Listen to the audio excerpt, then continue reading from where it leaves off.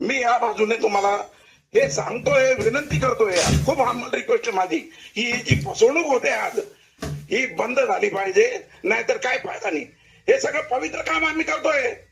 आमच्या सारख्या लोकांना जर न्यायालयावर लोकांचा भरोसा आहे आणि एक न्यायालय म्हणून आपण काम करतोय, आणि जर या पद्धतीने जर आम्ही चालत असो एखाद्या सरकारचं बाहुलं बनून, तर ते मान्य नाहीये, चुकीचं आहे. आणि हे बोलण्यासाठी करेजियसली मी मानतोय Vilaschandra Kabra.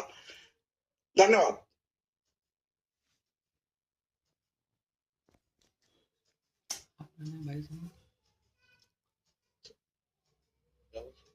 Sushil Joshi sir Sushil Joshi present sir.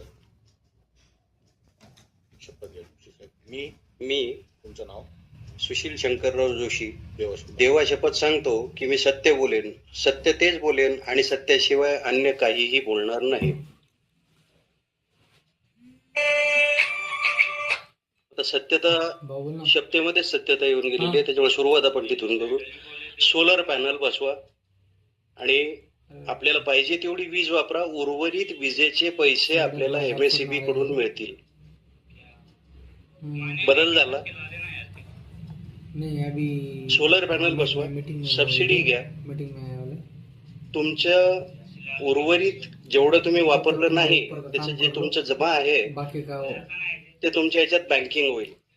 आणि आता पुन्हा तिसरी गोष्ट त्याच्यात सामील होतीये. सोलर पॅनल बसवलेलं आहे, तुम्ही वीज निर्माण करा, तुम्ही आम्हाला वीज द्या, तुम्ही तुमची वीज वापरा. आणि उर्वरित विजेचं जे व्हायचं ते बँकिंग तर होतच आहे, पण पीक आवर्स मध्ये संध्याकाळी 6 ते 9 किंवा जो काही आवर्स ठरतील त्या कालावधीमध्ये तुम्हाला मीटरिंग होईल. काय त्याला टेक्निकल भाषेमध्ये काहीतरी TOD म्हणतात, काय काय हे करतात काय. दुसरी गोष्ट कॅटेगरायझेशन हे जे होतंय, सामान्य ग्राहक, शेतकरी ग्राहक, इंडस्ट्रीयल ग्राहक. एक 2-4 दिवसापूर्वी कुठेतरी वाचण्यात आलं की हॉटेल इंडस्ट्री जी आहे त्या हॉटेल इंडस्ट्रीला तुम्ही इंडस्ट्री म्हणून हे करताय, पण जी सर्व्हिस देणारी हे आहे इंडस्ट्री आहे त्याला तुम्ही जर समजा प्रोडक्शन इंडस्ट्री म्हणून किंवा हे करून हे करत असाल, हे जे सगळं होतंय. आणि याच्या शेवटी काय होतंय, सगळ्या गोष्टी झाल्यानंतर त्या इकडच्या तिकडे, तिकडच्या इकडे, तिकडच्या इकडे, माझ्या खिशातून 100 रुपये खर्च झालेले आहेत. मी 100 रुपये सगळ्या दुनियेला 100 युनिट सगळ्यांना दिलेले आहेत. कोणी 50 पैसे युनिटनी देतंय, कोणी आकडे टाकून युनिट वापरतंय, कोणी 30 रुपये युनिट देतंय, कोणी 9 रुपये युनिट देतंय, कोणी स्वतःचं निर्माण करून वापरतंय आणि कोणी 31 रुपये 35 रुपये युनिट देतंय.